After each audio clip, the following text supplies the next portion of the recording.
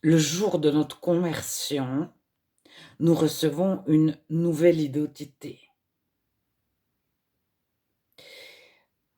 Nous recevons une identité par rapport à Dieu et par rapport aux autres.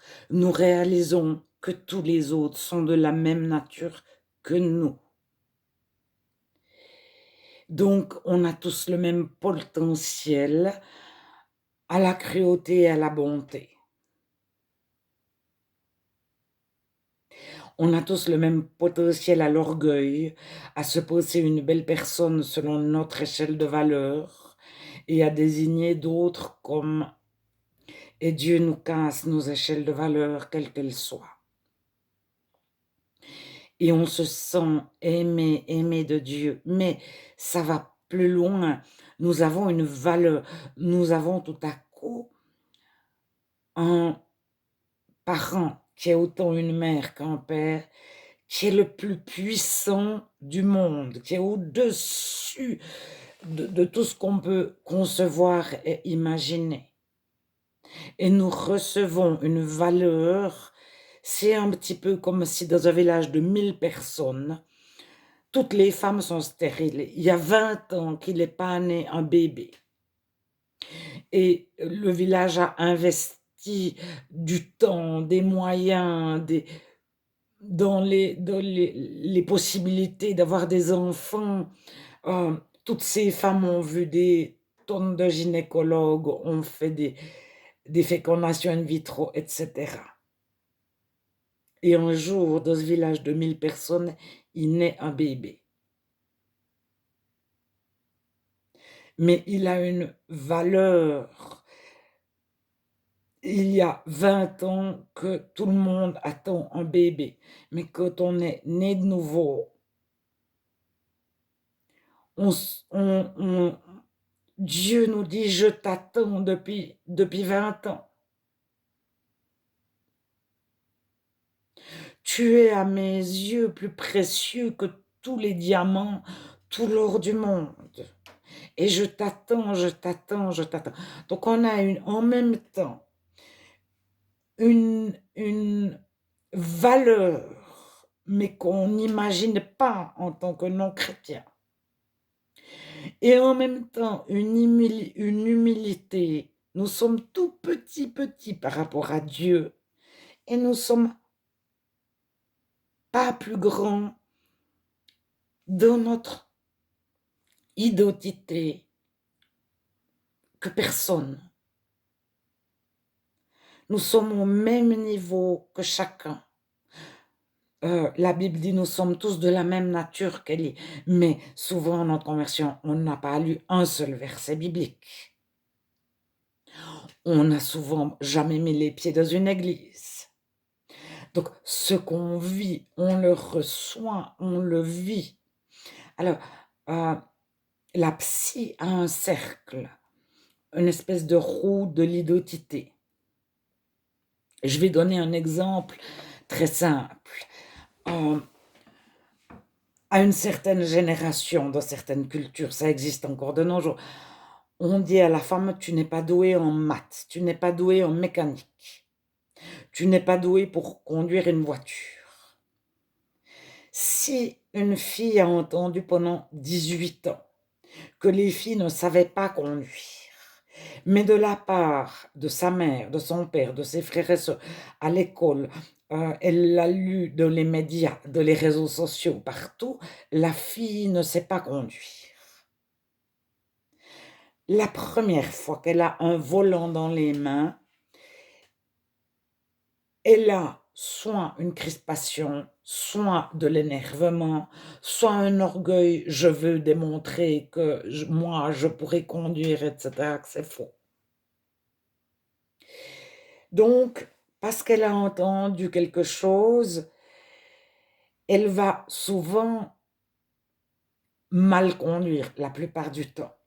Parce que elle est nerveuse. On y a dit, les femmes ne savent pas conduire, ça s'est imprégné.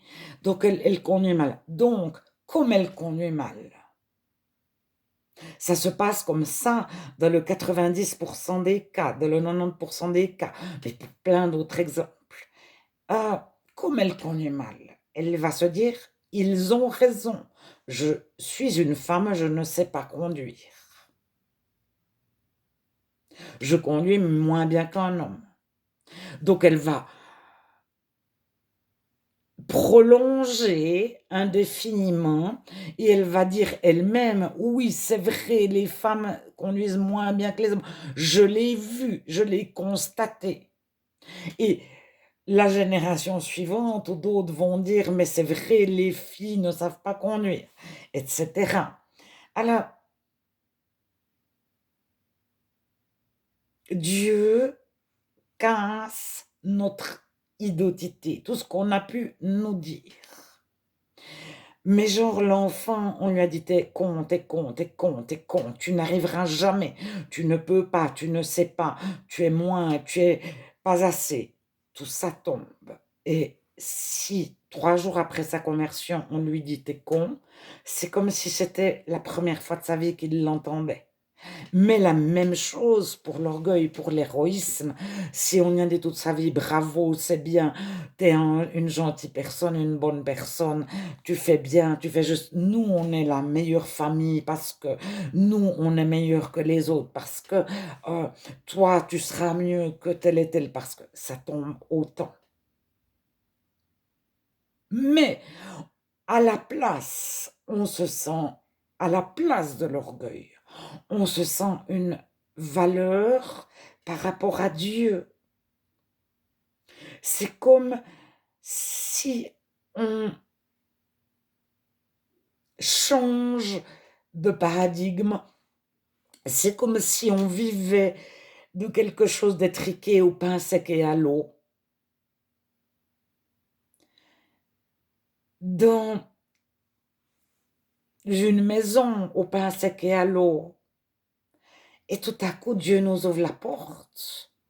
Et on découvre les steaks, mais les innombrables légumes, les innombrables fruits, et cetera. Mais on vit l'instant présent. Quand on mange un fruit pour la première fois, en étant nouveau converti, on en découvre la saveur, le goût. On n'a plus rien qui nous préoccupe, qui nous sépare et on savoure, mais une pomme, comme si c'était quelque chose d'extraordinaire, mais on voit une fleur. C'est comme si on découvrait les fleurs.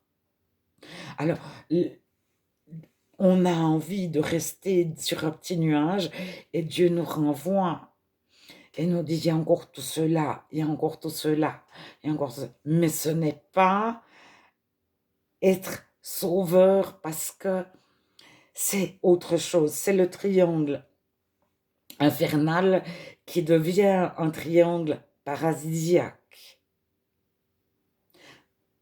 Paradisiaque, donc paradis, au lieu de dramatique, infernal, enfer. Et on souhaite de tout notre cœur que les autres découvrent le même bonheur que nous.